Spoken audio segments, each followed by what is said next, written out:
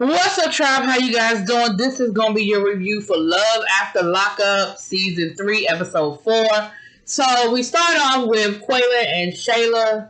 He's getting out of jail. Her and the mama standing there waiting, and she was like, me and Quayla have a lot to discuss because we never talked about me moving to Texas, and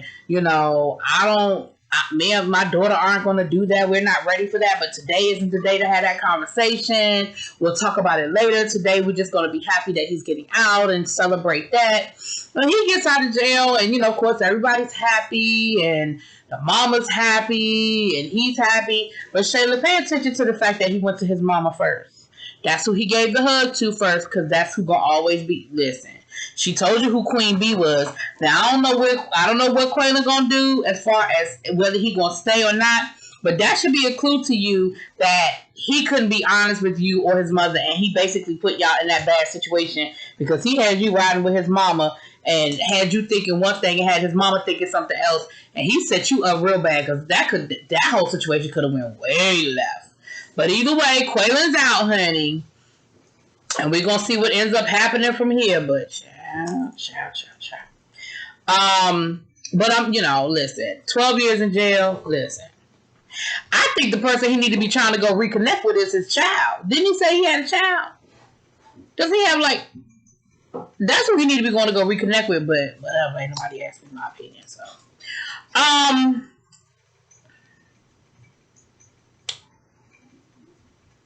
don't know. Now, Christiana and John, you didn't pressure this woman into this marriage, into this native, wedding. Listen, she didn't sign up for that, okay? She said she would marry you. Give that woman some time to breathe. Give that woman some time to think.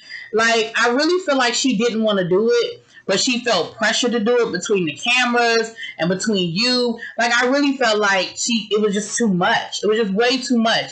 But she did it, and y'all had the little ceremony and everything, so she's married. I don't think that really is a legal binding marriage. There certainly was no marriage certificate done. I mean, okay. But now y'all late trying to get her to the halfway house, knowing good and damn well if she don't show up to the halfway house when she's supposed to, then potentially her ass could go back to jail. I feel like that was a real selfish move on your part, John. That's something that y'all definitely could have done on a weekend visit or something like that. I feel like that was real. That was very inconsiderate that now you have her in a situation where y'all burning up the highway. Then you find out that you're going in the wrong direction because your GPS out don't work. So instead of going left, you going right. Instead of going west, you're going east or whatever the situation is. And she changing her clothes in the car. Just all kinds of crazy stuff because you were selfish and tried to force this woman into marrying you. Disrespectful. Just disrespectful.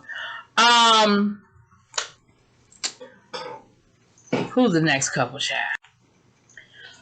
So then we have Lindsay and Scott. Now, y'all know Lindsay and Scott. Scott then rented the Hummer to go pick her up from the airport. And he at the airport. And it's, it's one of them little hole-in-the-wall airports, right? So it wasn't like it's a real busy airport. The plane lands. Everybody gets off the plane except for who? Lindsay. Lindsay didn't get off that plane. And nobody knows where Lindsay is. He calls the mama. He got the daughter all upset. He don't know where Lindsay is. Lindsay ain't called him back. He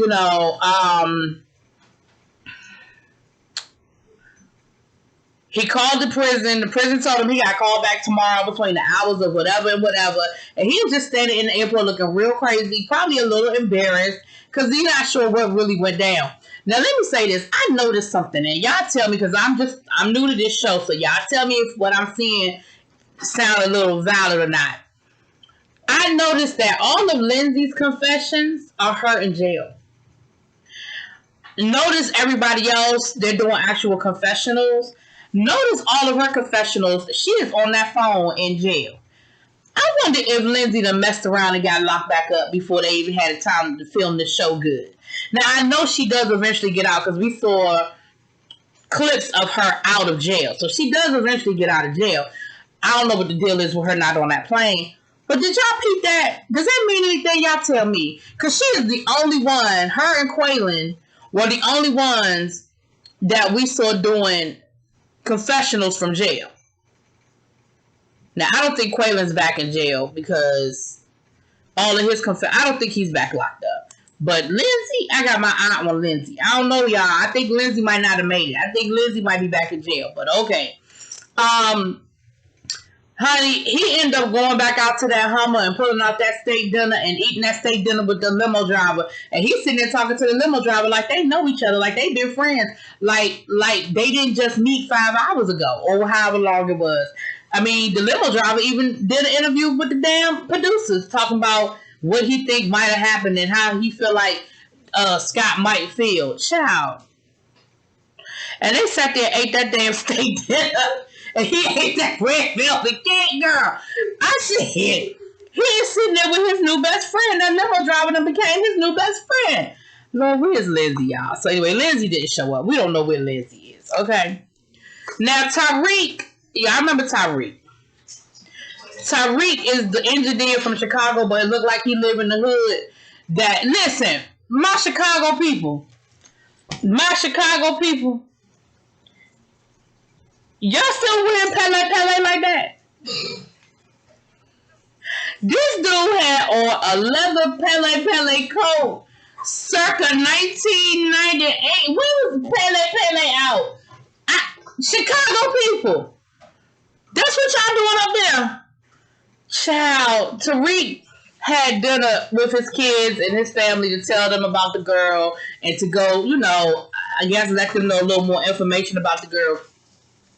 And he told his son that she a white woman. Boy, why the son got mad? And son was like, oh, man.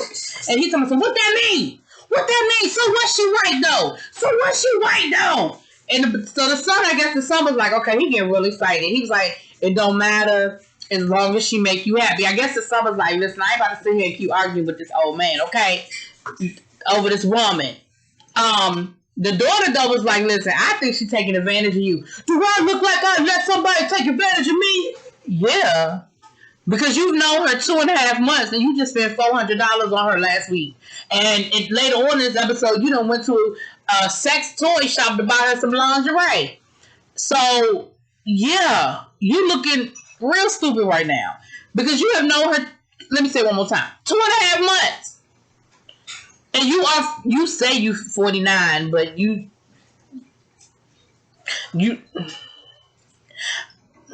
I need to see a birth certificate to believe the 49. But whatever, even if that's true, she 28. Yes, you look like you would let somebody take advantage of you. Yes, you would. And the thing was this, Tariq said it, I don't know if y'all caught it, but he said he was lonely. And that's what all this boils down to. He's lonely. He's lonely. Period. So I don't know, honey.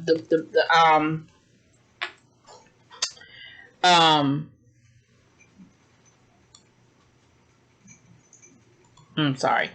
But his kids ain't with it. His kids ain't feeling it. They feel like this woman is taking advantage of him, and they are not here for it. Bless you. They are not here for it, child. So then we have Then we have Destiny and is it Sean?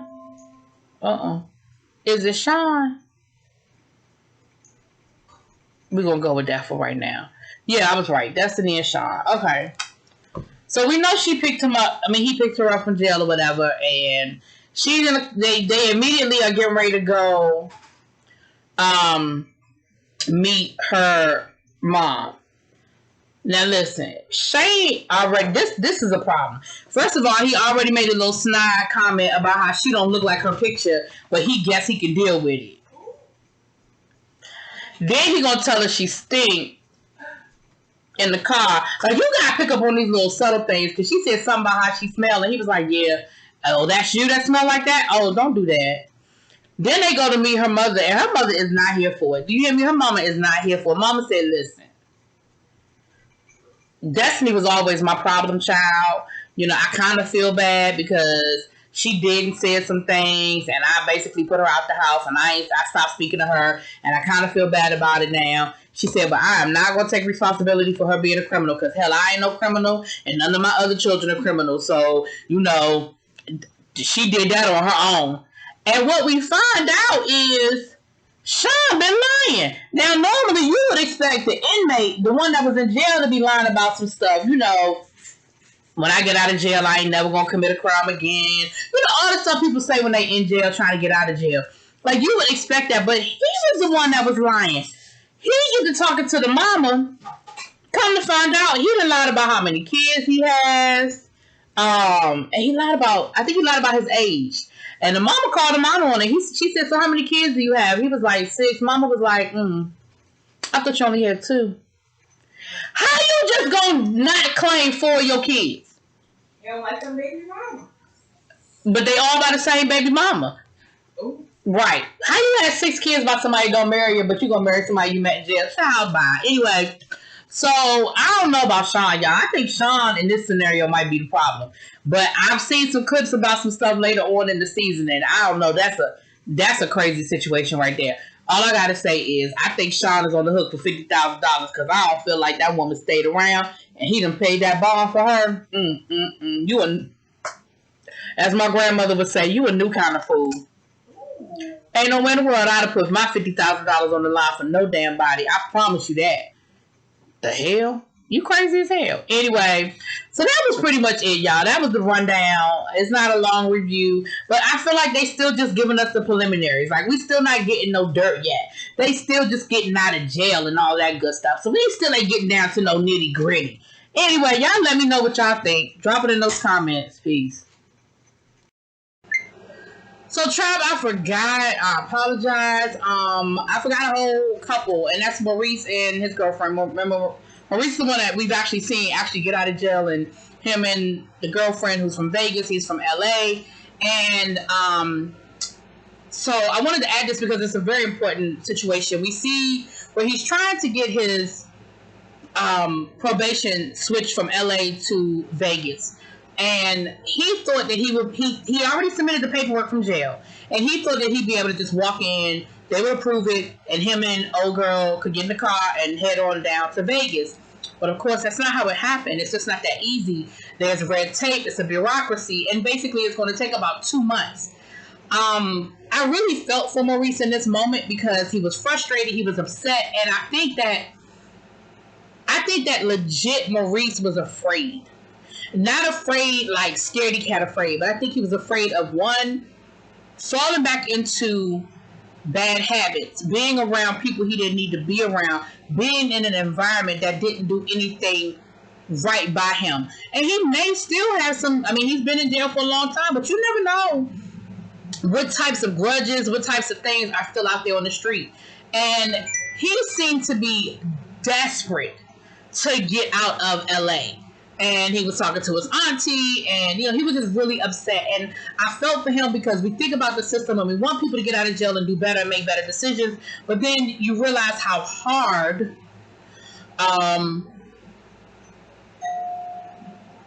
where am I doing? And you realize how hard that actually is. And I just think that we preach to these guys when they get out of jail to do the right thing, and women. Do the right thing, do the right thing, do the right thing. And I feel like he's trying to do the right thing, yet he's hitting this brick wall. And I don't know how it's going to turn out. They left us, with him saying, just drive, just drive. Now, I don't know if they really going to just take off and go to Vegas, or if they just did that for, dramatic effect. Hell, they might have been talking about drive to the Wendy's. I don't know. But I pray that he doesn't make a bad decision out of frustration. But I also feel like maybe he didn't have anywhere to go. But then he had to have put something down on his paperwork. They wouldn't have paroled him to nowhere. So he had to have put something on his paperwork. It's interesting. I don't know. We'll have to keep looking. But I wanted to make sure I included Maurice because I feel like his story is probably a very common story with guys that get out and want to make, not just guys, people that get out, they want to make the right decisions. They want to avoid being in a bad situation. They want to avoid being around the bad influences that got them in trouble in the first place. And they just unfortunately end up in these situations. So anyway, hopefully y'all will see this. I'm gonna have to add this to the end of the video. Sorry I forgot to include him. Talk to y'all later. Peace.